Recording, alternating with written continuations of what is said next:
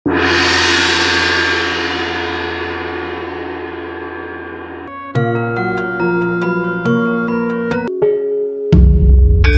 Pendeta Rakanata sudah begitu kelam, berkata Prabu Gudarma Siksa ketika mendengar cerita sebuah kejahatan yang dilakukan oleh Pendeta Rakanata.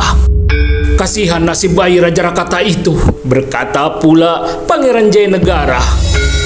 Sungguh sebuah kebetulan bahwa yang menyelamatkan nyawaku hingga hidup sampai saat ini adalah bayi Raja Rakata yang tertukar itu. Dialah putra Raja Rakata yang sebenarnya, penolong jiwaku di hutan itu. Begitu luas jiwanya, meski telah mengetahui kejahatan Pendeta Rakanata atas dirinya, masih tetap mengampuni pendeta berhati kelam itu.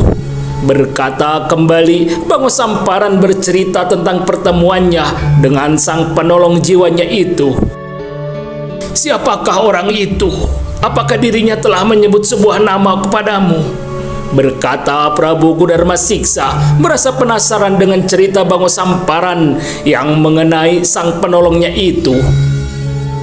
Ketika terpisah, orang itu hanya memperkenalkan dirinya sebagai seorang pertapa dari Gunung Wilis bernama Dharmaraya, berkata Bango Samparan. Mendengar perkataan Bango Samparan itu, terlihat Putu Risang dan Gajah Mada saling berpandangan mata. Mereka tahu betul dan sudah mengenal siapa gerangan nama yang disebut oleh Bango Samparan itu. Bila Pendeta Dharmaraya adalah putra Raja Rakata, berarti bahwa Maisa Muksa adalah keturunan dari kerajaan Rakata, berkata Putu Risang dalam hati, namun masih berdiam diri. Sementara itu Gajah Mada masih termenung mengulang-ulang perkataan Bango Samparan yang mengatakan bahwa ayahandanya adalah seorang putra Raja Rakata. Apakah aku harus mengatakan kegembiraan hati ini? Mengatakan bahwa diriku inilah putra Raja Pendeta Dharmaraya, sang pertapa dari Gunung Wilis itu. Berkata Gajah Mada dalam hati, menimbang-nimbang apakah sebuah kelayakan bila kegembiraan hatinya itu diketahui oleh semua yang hadir di atas pendopo padepokan itu. Namun akhirnya Gajah Mada telah memilih untuk diam. Biarlah setiap orang mengenal diriku apa adanya, bukan dari mana dan siapa yang melahirkan diriku ini. Berkata Gajah Mada dalam hati, memilih diam dan merahasiakan hubungan dirinya dengan Pendeta Dharmaraya, putra Raja Rakata yang sebenarnya itu. Melihat Gajah Mada tidak berkata apapun, terlihat Putu Risang ikut tidak mengatakan apapun yang diketahui tentang hubungan antara Pendeta Dharmaraya dan Gajah Mada. Nampaknya Maisa Muksa tidak ingin membuka jati dirinya, berkata Putu Risang dalam hati, menilai sikap diam dari Gajah Mada. Namun tiba-tiba saja suasana di atas pendopo itu menjadi tercengang manakala Prabu Gudarma Siksa telah angkat bicara tentang kujang Pangeran Muncang yang sudah berada di tangannya itu. Bukan maksudku tidak percaya dengan semua ceritamu. Katakanlah kepadaku, apakah kamu menerima senjata kujang ini memang dalam keadaan bertelanjang tanpa sarung kayu rumahnya? Bertanya Prabu Gudarma Siksa kepada Bango Samparan. Ampun Tuan Prabu, aku menerima kujang itu dalam keadaan telanjang tanpa sarung kayunya, berkata Bango Samparan, merasa terkejut dengan pertanyaan Prabu Gudarma Siksa. Sebenarnya kehilangan sebuah senjata pusaka bukan menjadi alasan diriku untuk merasa khawatir. Yang kutakutkan adalah bahwa di atas sarung kayu senjata kujang ini telah terukir sebuah rahasia ajian ilmu pamungkas, sebuah rahasia ilmu ajian Muncang Kuning. Inilah yang kukhawatirkan. Bila saja rahasia ilmu ini telah jatuh di tangan orang yang salah, pasti akan membawa sebuah malapetaka dan prahara besar di bumi ini, berkata Prabu Gudarma Siksa menjelaskan sebuah rahasia. Suasana di atas pendopo itu sejenak menjadi sepi tanpa suara. Semua orang nampaknya tengah berada di dalam alam pikirannya sendiri-sendiri. Menurut cerita dari Bango Samparan, senjata kujang Pangeran Muncang itu terakhir berada di tangan Pendeta Rakanata. Maka orang itulah yang dapat kita jadikan pijakan pertama untuk mengetahui keberadaan sarung kayu senjata pusaka itu, berkata Jayakatwang mencoba menyampaikan jalan pikirannya. Sebuah cara yang baik mencari di mana keberadaan sarung senjata itu.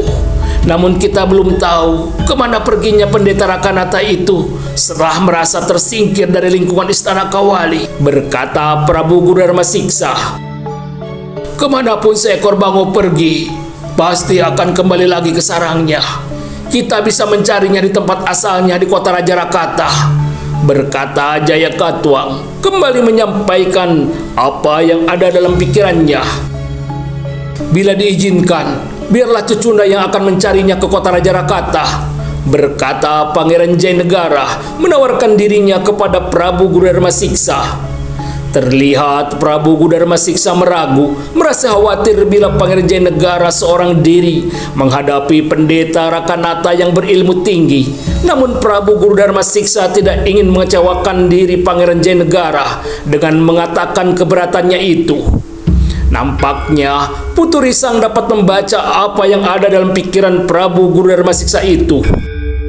Maisa Muksa dapat menemani Pangeran Jayanegara, berkata Putu Risang. Mendengar perkataan Putu Risang, terlihat Prabu Gurudarma Siksa mulai dapat menarik napas lega, tidak lagi mengkhawatirkan untuk melepas Pangeran Jayanegara seorang diri ke kota Raja Rakata. Meski begitu, Prabu Gurudarma Siksa masih juga bertanya kepada Gajah Mada, "Bagaimana Maisa Muksa?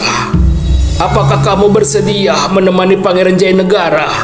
Berkata Prabu Gurudarma Siksa ingin memastikan langsung dari Gajah Mada sendiri. "Aku bersedia menemani Pangeran Jayanegara," berkata Gajah Mada. "Sebenarnya aku ingin juga mengunjungi kota Raja Purba itu.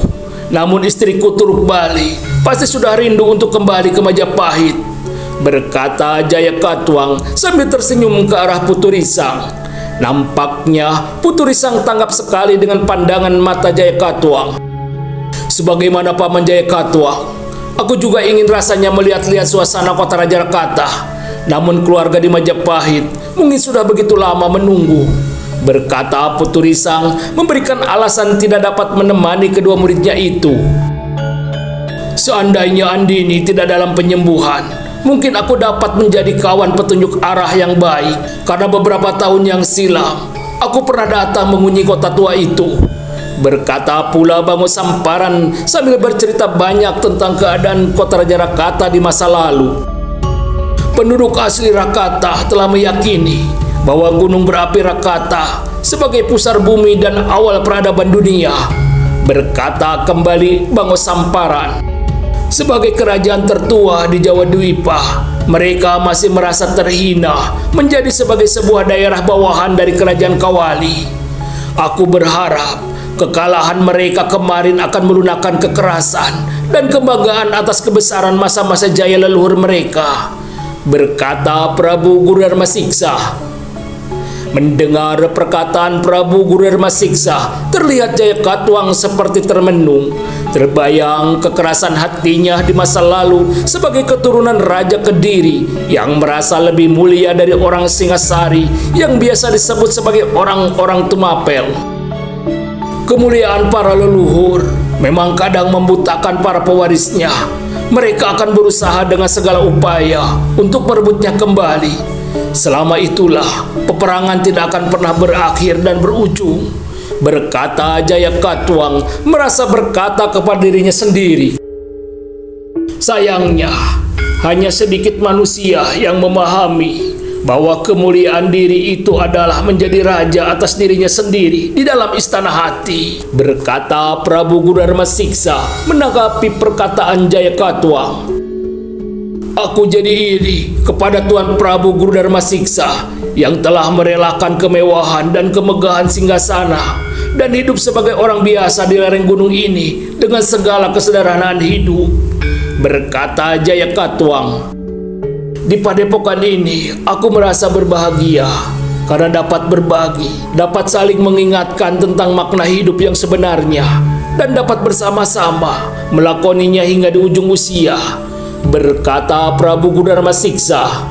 Meski begitu, kita tidak harus melupakan dunia nyata. Sebagai petani, sebagai pedagang, sebagai seorang kesatria memerangi kemungkaran, atau sebagai seorang pendeta membawa arah jalan lurus bagi sesama, kita hanya sebuah wayang. Apapun lakonnya harus kita terima sebagai garis lakon dari sang dalang yang punya kekuasaan terbesar dalam sebuah pagelaran besar, berkata kembali Prabu Guru Dharma Siksa. Dan hari ini kita telah menyaksikan sebuah lakon hidup sang pendeta Durjana, sang pendeta Rakanata, berkata Bango Samparan. Ini pun sudah menjadi tuntunan lakon yang harus kita perangi bersama. Aku akan membekali dua anak muda ini dengan ajian ilmu muncang kuning, agar mereka dapat lebih menguasai keadaan bila bertemu dan terbentur dengan ajian yang sama, berkata Prabu Guru Dharma Siksa. Berbahagialah kalian berdua, tidak semua orang mendapatkan kesempatan ini, berkata Jayakatwang kepada Gajah Mada dan Pangeran Jayanegara. Demikianlah ketika malam mulai menjalar menggelapi wajah bumi, terlihat Prabu Guru Dharma Siksa telah mengajak Gajah Mada dan Pangeran Jayanegara untuk memasuki sanggar tertutup. Ketika Pangeran Jayanegara dan Gajah Mada masuk ke sanggar itu, mereka memang melihat sebuah sanggar yang sangat lengkap untuk berlatih olah keseimbangan, kecepatan, dan ketahanan tubuh meski terbuat dari bahan-bahan yang sangat sederhana, tidak seperti sanggar mereka di Istana Majapahit. Ada dua buah pelita menerangi ruang sanggar itu dan sebuah balai bambu sederhana. Simak dan pahatlah di dinding-dinding ingatan kalian, berkata Prabu Guru Dharma Siksa kepada Gajah Mada dan Pangeran Jayanegara. Maka terdengar beberapa kali Prabu Guru Dharma Siksa menuturkan beberapa kalimat yang disimak dengan penuh perhatian oleh Gajah Mada dan Pangeran Jayanegara. 6 kalimat yang kalian telah hafalkan ini adalah sebuah kalimat yang terukir di sarung kayu kujang Pangeran Muncang itu, berkata Prabu Guru Dharma Siksa ketika merasa yakin bahwa Gajah Mada dan Pangeran Jayanegara telah menghafalnya di luar kepala. Aku akan merinci arti dan makna dari 6 kalimat ini, berkata Prabu Guru Dharma Siksa kepada kedua anak muda itu di dalam sanggarnya.